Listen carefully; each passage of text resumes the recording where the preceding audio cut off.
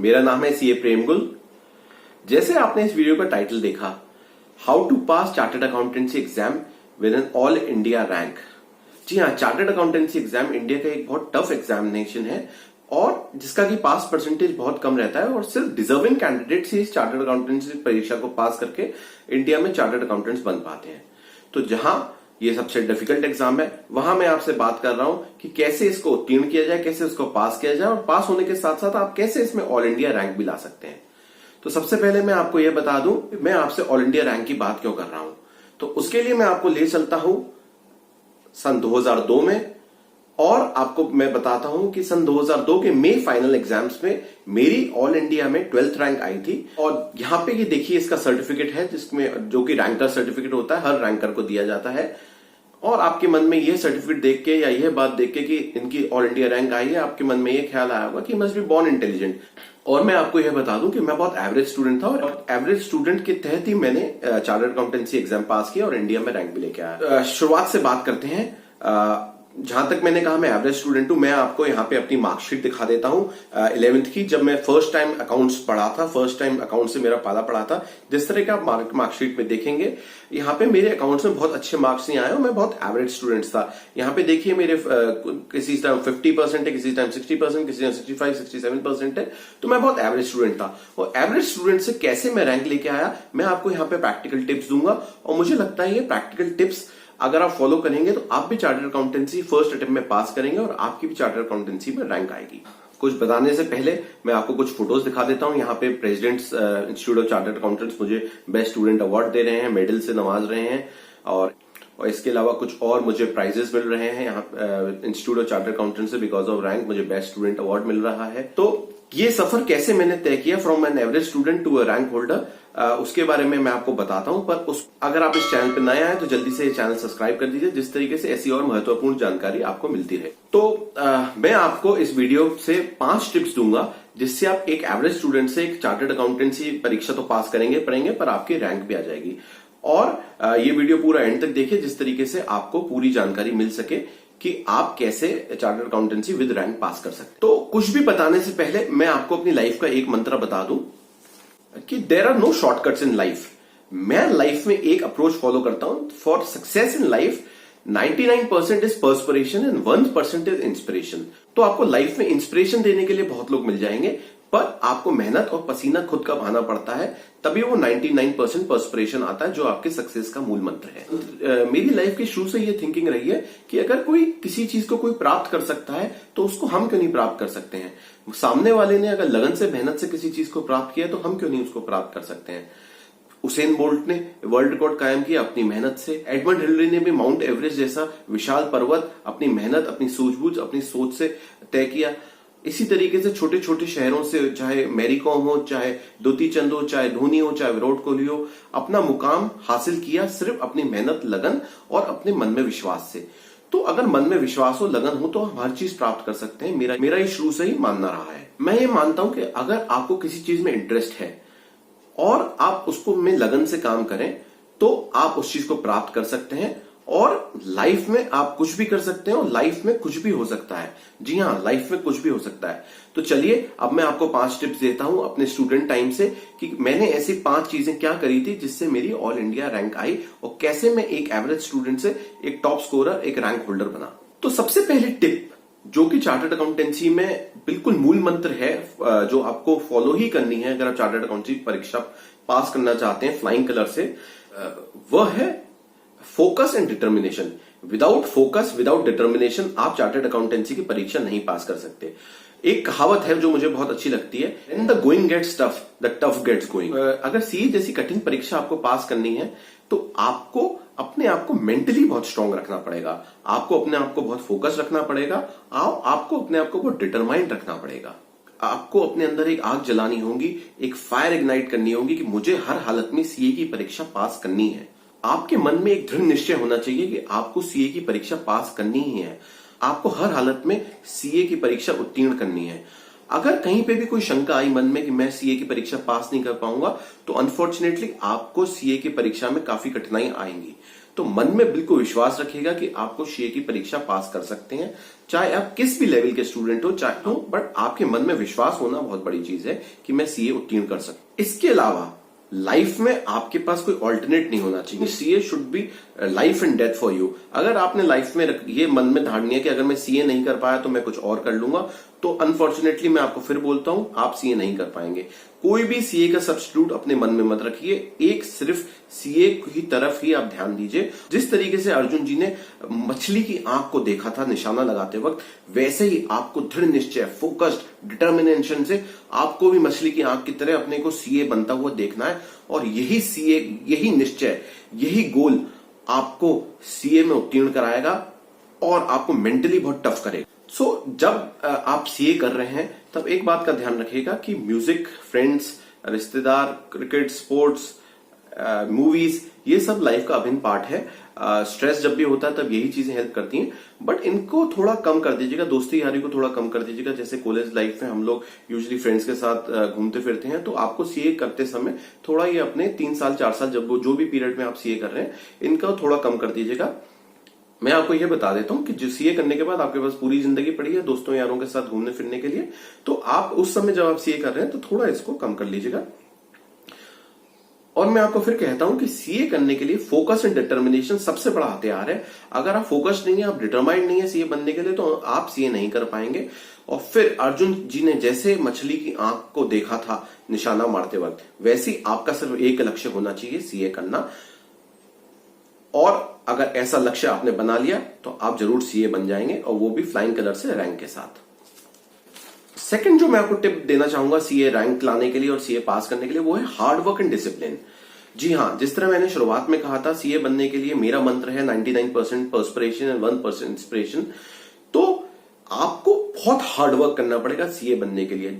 जिस तरीके से सोना आग में तप के ज्वेलरी बनता है, जिस तरीके से पत्थर कट के डायमंड बनता है, सुंदर डायमंड बनता है, उसी तरीके से सीए का कोर्स भी ऐसा है जिसमें आपको हार्ड वर्क करना पड़ेगा और आपको तपना पड़ेगा या कटना पड़ेगा, जिसके बाद आप जो फिनिश प्रोडक्ट निकल के आएगा वो बहुत ही सुंदर होगा, वो बहुत ही अच्छा होगा। हार्ड वर्क के साथ आपको जो है स्मार्ट वर्क भी करना पड़ेगा। आपको अपनी प्लानिंग स्मार्टली करनी पड़ेगी सीए के दौरान। लाइफ में डिसिप्लिन और समय का सदुपयोग करना आपको सीखना पड़ेगा। टाइम प्रॉपर मैनेजमेंट आपको सीखना पड़ेगा। जिस तरीके से आप जानते हैं कि सीए में कोर्स की कोई सीमा नहीं है, इस वजह से थरो स्टडी करना बहुत इंपॉर्टेंट है। थरो स्टडी तभी हो सकती है जब आप बहुत ज्यादा मेहनत से पढ़ाई करें। सीए में आप जानते हैं आर्टिकलशिप होती है, इसके अलावा कोचिंग्स होती हैं, इसके अलावा हम लोगों को पढ़ाई भी करनी होती है, अपने होमवर्क्स वगैरह कंप्लीट करने होते हैं, अपना रिवीजन करना होता है। तो इन सब के लिए हार्ड वर्क के साथ साथ फिजिकली फिट होना भी बहुत आवश्यक है। और इसके अलावा लाइफ में बड़ा डिसिप्लिन जरूरी है, जिस तरीके से आप ये सारी एक्टिविटी कर सकें और आपके मन में, आपके दिमाग में स्ट्रेस ना आए। तो डिसिप्लिन भी बहुत इंपॉर्टेंट है सीए के लिए। जब आप सीए करेंगे तो आपके रास्ते में बहुत अड़चन आएंगे, बहुत रोड ब्लॉक्स आएंगे, आपको कई लोग डिमोटिवेट करेंगे, आपको कई बार ऐसा लगेगा कि आप सीए नहीं कर पाएंगे।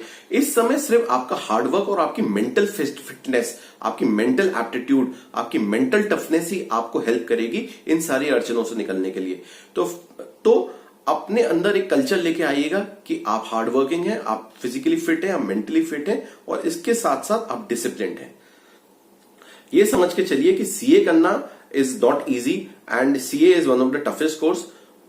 और इसके साथ साथ CA is not a part time course. ये भूल जाइए कि सीए पार्ट टाइम कोर्स है। It involves complete devotion of time. कम से कम आपको 15 घंटे रोज के डिवोट करने पड़ेंगे, चाहे आप आर्टिकलशिप में जाते हैं, चाहे आप कोचिंग करते हैं, चाहे आप खुद घर में पढ़ते हैं। कम से कम 15 दिन आपको डिवोट करने पड़ेंगे।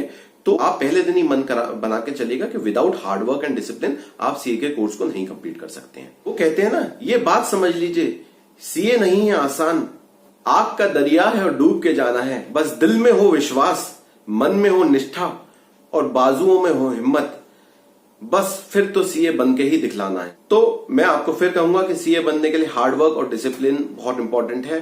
कृपया और कृपया आप सीए अगर आपको पास करना है, रैंक लानी है, तो ये मान के चलिए कि आपको बहुत मेहनत करनी पड़ेगी।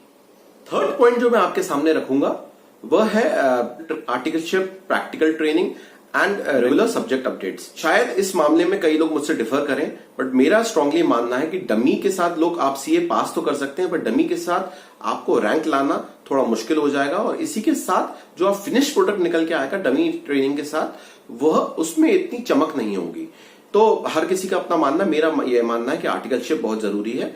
और वो मैं क्यों मानता हूं आर्टिकलशिप जरूरी है कि आप जानते हैं हमारे सीए में मेजरली रोल एकेडमिक्स का है, और हम लोग बहुत टाइम एकेडमिक्स में देते हैं। और जब हम सीए बन के जाते हैं अल्टीमेटली किसी कंपनी में या हम लोग जब फेस करते हैं इंडस्ट्री को, तो हमें लगता है कि हमारे अंदर कुछ स्किल्स की कमी है, हमारे कम्युनिकेशन स्किल्स कम है, हमारे पास सॉफ्ट स्किल्स कम है, हमारे पे अपने सब्जेक्ट मैटर के ऊपर प्रैक्टिकल अपडेट्स कम है, हमारे पास प्रैक्टिकल कंट्रोल कम है सब्जेक्ट मैटर के ऊपर। तो वो पूरा करने के लिए हम लोगों को सीए बनने के लिए एक अच्छी आर्टिकलशिप की जरूरत है, अच्छी प्रैक्टिकल ट्रेनिंग की जरूरत है। और बस यहीं से डिफरेंस शुरू हो जाता है एक रैंक होल्डर का और एक नॉर्मल पास आउट का। तो मेरा मानना है कि अच्छी जगह से आप आर्टिकलशिप ट्रेनिंग करें, आप अच्छी जगह से प्रैक्टिकल ट्रेनिंग करें, आप निष्ठा से प्रैक्टिकल ट्रेनिंग करें, आप पूरा समय उसमें डिवोट करें आप अपना सब्जेक्ट मैटर सीखें। और इसके साथ ही ये देखा गया कि अगर आप प्रैक्टिकली कुछ चीज करें तो जब आप उसको पढ़ते हैं तो आपको समझ में आ जाता है, या फिर वाइस वर्सा, अगर आप कोई पढ़ते हैं चीज और उसके बाद प्रैक्टिकल उसको करते हैं तो आपको वो अच्छी तरीके से सब्जेक्ट समझ में आ जाता है। तो यह बहुत फायदा है कि हम लोग जब प्रैक्टिकल ट्रेनिंग करते हैं, आर्टिकलशिप करते हैं, तो बहुत फायदा मिलता है। इसके अलावा आप ये बात ध्यान रखें कि आपको रेगुलर अपडेट्स लॉ की हो, चाहे केस लॉस की हो, चाहे कोई लॉ चेंज हो रही है, चाहे कोई फाइनेंशियल वर्ल्ड में अपडेट्स है, इसको आपको रोज का रोज अपडेट करना है। क्योंकि जब एक एग्जामिनर कॉपी चेक करता है तो उसको पता चल जाता है किसको प्रैक्टिकल नॉलेज है और किसको थ्योरेटिकल नॉलेज है। और ऑब्वियसली प्रैक्टिकल नॉलेज से जो आंसर लिखता है तो एग्जामिनर को उसमें उसको अप्रिशिएट करता है और उसको ज्यादा नंबर देता है। तो आप जो है रेगुलरली केस लॉस पढ़िए, आप रेगुलरली फाइनेंस अपडेट्स लीजिए, जिस तरीके से आपके अंदर ये जानकारी हो, जब आप एग्जाम्स दें तो आपके अंदर वो कॉन्फिडेंस हो, आप उस चीज को लिख सकें और उस चीज का एक एग्जामिनर के ऊपर, एक कॉपी चेकर के ऊपर एक अच्छा इंप्रेशन पड़े। मैं अपने एक्सपीरियंस से भी आपको बता रहा हूं कि अगर आप सीए जर्नल्स पढ़ेंगे, इसके अलावा और एकेडमिक अपडेट्स पढ़ेंगे, तो आपके अंदर कॉन्फिडेंस तो डेवलप होगा ही होगा। और इसके अलावा सीए का इतना बड़ा कोर्स है कि हर चीज कवर करना पॉसिबल नहीं है। तो जब आप ये लॉस पढ़ते हैं, जब आप ये अपडेट्स पढ़ते हैं, तो ऑटोमेटिकली आपके अंदर ये चीजें याद रहना शुरू हो जाती हैं। और जब उसको आप सब्जेक्ट मैटर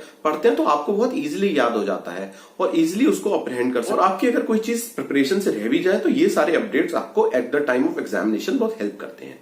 तो मेरा आपको बहुत ज्यादा स्ट्रांगली रिकमेंडेशन है कि आप कृपया अच्छी प्रैक्टिकल ट्रेनिंग कीजिए, आप अपने आप को रेगुलरली अपडेट करते रहिए विद वेरियस केस लॉस, और जर्नल पढ़िए, आप किताबें पढ़िए, अच्छी किताबें पढ़िए, सब्जेक्ट मैटर की, फाइनेंस वर्ल्ड में क्या हो रहा है वो पढ़िए। मैं अपने टाइम में इकोनॉमिक टाइम्स बहुत पढ़ता था, आप इकोनॉमिक टाइम्स भी पढ़ सकते हैं। तो ये सारी चीजें आपको बहुत सहायता देंगी सीए में। यहां आपके साथ मैं एक एग्जाम्पल शेयर करता हूं। जब हम लोग आर्टिकलशिप करता था तब मैं पूरे 3 साल में बैंक ऑडिट में एक ही बार किया था, और मेरे बॉस ने बैंक ऑडिट में मुझे एक ही चीज कराई थी, एक ही चीज चेक कराई थी उस ऑडिट के पीरियड में। As luck would had it, जब मैं प्रिपरेशन कर रहा था तब ऑडिट फॉर बैंक्स जो था वो चैप्टर मैंने छोड़ दिया था। मैंने कहा था इसमें क्या क्वेश्चन आएगा, पर लकीली जो मैंने उस समय किया था, उस समय प्रैक्टिकली उस ऑडिट के दौरान वही क्वेश्चन पेपर में आ गया और मैंने वो बहुत अच्छी तरीके से लिखा, जिसका मुझे पूर्ण विश्वास है कि मुझे अच्छे नंबर मिले होंगे। तो मैं इस एक्सपीरियंस से आपको कहता हूं कि आप अच्छी प्रैक्टिकल ट्रेनिंग कीजिए, आप डिवोशन से प्रैक्टिकल ट्रेनिंग कीजिए, आपको ये बहुत मदद पहुंचाएगी through out your student year, और उसके बाद भी जब आप चार्टर्ड अकाउंटेंट बन जाए। सो जो 4th टिप मैं आपको देना चाहूंगा वो है planning for studies and exams है। तो जिस तरह हम लोग जानते हैं कि चार्टर्ड अकाउंटेंसी का कोर्स बहुत ज्यादा है, कहीं से भी कोई भी सवाल आ सकता है, और इसी के साथ एक एक लाइन के ऊपर कई इफ एंड बट्स बनते हैं, और कई इफ एंड बट्स के ऊपर कई क्वेश्चंस आंसर बनते हैं। तो हर चीज की तैयारी बहुत अच्छी तरीके से मेटिकुलसली करना बहुत आवश्यक है चार्टर्ड अकाउंटेंसी एग्जाम पास करने के लिए, स्पेशली चार्टर्ड अकाउंटेंसी में रैंक आने के लिए। तो मैं आपको 10 पॉइंट्स बताऊंगा जो मैंने फॉलो किए थे अपनी चार्टर्ड अकाउंटेंसी प्रिपरेशन में एग्जाम्स के लिए। आप वो फॉलो कीजिए और आपको बहुत ज्यादा सहायता मिलेगी अपने एग्जाम्स के दौरान। पहली टिप ये है कि ड्यूरिंग योर आर्टिकलशिप डेज, जब आप आर्टिकलशिप जाते हैं, ऑफिस जाते हैं अपने, तो ड्यूरिंग दैट पीरियड आप कम से कम 2 घंटा रोज पढ़ाई करें। इसके अलावा कम से कम हर सब्जेक्ट को एक बार जरूर पढ़ लें, जिस तरीके से आपको अपने स्ट्रॉन्ग सब्जेक्ट्स और आपको अपने वीक सब्जेक्ट्स पता चल जाए। क्योंकि जिससे आप जब एक्चुअल में आपकी एग्जामिनेशन लीव्स हो तो आपको पता चल जाए कि आपको किसमें कितना टाइम डिवोट करना है, किस सब्जेक्ट में। सेकंड में आपसे जो कहना चाहूंगा, जब आपकी एग्जामिनेशन लीव शुरू हो जाए तब आपको ये कोशिश करनी है कि हर सब्जेक्ट को एटलीस्ट 2 बार आप रिवाइज करें, और कम से कम 12 से 15 घंटे आप हर दिन डिवोट करें पढ़ाई के लिए। ये बहुत आवश्यक है कि आपको 12 से 15 घंटे हर डे रिवाइज करना है और आपको 2 बार सब्जेक्ट को रिवाइज करना है। थर्ड जो मैं आपको पॉइंट बताना चाहूंगा, जो मैंने फॉलो किया था, आप सारे सेक्शंस को और मेजर केस लॉस को याद कर लें। इसके साथ अकाउंटिंग स्टैंडर्ड्स की टेक्निकल लैंग्वेज या ऑडिटिंग स्टैंडर्ड्स की टेक्निकल लैंग्वेज जहां तक हो सके आप याद कर लीजिए। और यही लैंग्वेज अगर आप लिखेंगे पेपर में, सेक्शंस लिखेंगे, केस लॉ लिखेंगे, तो एग्जामिनर के ऊपर बड़ा अच्छा इंप्रेशन पड़ता है, वो आपको ज्यादा नंबर देता है और इन्हीं ज्यादा नंबर से आप एक रैंक होल्डर बन सकते हैं। फोर्थ पॉइंट जो आपसे सामने रखना चाहूंगा वही है कि अगर आप सिलेक्टिव स्टडी करते हैं, क्योंकि सारा कोर्स पॉसिबल नहीं होता कई लोगों के लिए कंप्लीट करना, अगर आप सिलेक्टिव स्टडी करते हैं तो जो भी आप पढ़ रहे हैं उसकी बड़ी थरो आपको रिमेम्बरेंस होना चाहिए, बड़ा थरो याद होना चाहिए, कंसेप्ट बिल्कुल क्लियर होना चाहिए, क्योंकि आपका दारोमदार पूरा पास होने का उसी स्पेसिफिक स्टडी मटेरियल पे है जो आप स्टडी कर रहे हैं। तो इसकी वजह से आपको बड़ा ही थरोली और बड़ा क्रिस्टल क्लियर वो कंसेप्ट आना चाहिए जिसके ऊपर कि आप सिलेक्टिव स्टडी। इसके साथ फिफ्थ कंसेप्ट मैं आपको बोलना चाहूंगा, अगर आप कोचिंग ले रहे हैं for the purpose of preparation, तो जो भी आपके गाइड, आपके कोच आपको सिखा रहे हैं, आपको वो घर आके बाद में थरोली रिवाइज करना पड़ेगा, उसको थरोली चेक करना पड़ेगा, जिस तरीके से आप जाके अपने कोच से, अपने गाइड से कंसेप्ट क्लियर कर सकें और आपको वो बिल्कुल चीज समझ में आ जाए। सिक्स्थ पॉइंट जो मैं आपको बोलना चाहूंगा वो ये है कि आप कृपया लास्ट जो ईयर्स के क्वेश्चन पेपर्स हैं जो सजेस्टिव आते हैं उनको जरूर आप कर लीजिए। कम से कम 10 सालों के पीछे के पेपर्स अगर आप करेंगे तो आपके अंदर कॉन्फिडेंस आ जाएगा कि ऐसे पेपर्स, ऐसे क्वेश्चंस आते हैं और उनको आप सॉल्व कर लेंगे तो आपके लिए बहुत ज्यादा बेनिफिशियल होगा। सेवेंथ पॉइंट में आपके सामने रखना चाहूंगा कि आप अपने जो वीक सब्जेक्ट्स हैं और आपके जो स्ट्रॉन्ग सब्जेक्ट्स हैं उनको आप पता कर लीजिएगा। जिस तरीके से आप जब प्लानिंग करें तो आप अपने वीक सब्जेक्ट्स को ज्यादा टाइम दें और आपके जो स्ट्रॉन्ग सब्जेक्ट्स हैं उनको कम टाइम दें, और इस तरीके से आप प्रॉपर प्लानिंग कर पाएंगे, अपने टाइम को बहुत अच्छी तरीके से यूटिलाइज कर पाएंगे। और अगर चाहें तो आप अपने वीक सब्जेक्ट्स के लिए कोई एक अच्छी बुक भी खरीद सकते हैं और उस बुक से आप अपने कंसेप्ट और बेटर क्लियर कर सकते हैं। एट्थ पॉइंट जो मैं आपके सामने रखना चाहूंगा वो है कि एग्जाम्स के छुट्टियों में, एग्जाम्स के दौरान जो बीच में छुट्टियां होती हैं, तब आप अपने जो भी इंपॉर्टेंट पॉइंट्स हैं, जो आपने नोट्स बना रखे हैं, उनको सबको आप रिवाइज कर दीजिए। ये रिवीजन जो होता है सबसे इंपॉर्टेंट होता है, जो एग्जाम से एक दिन पहले या 2 दिन पहले आप करते हैं, तो वो इंपॉर्टेंट है, वो आप जरूर कीजिएगा।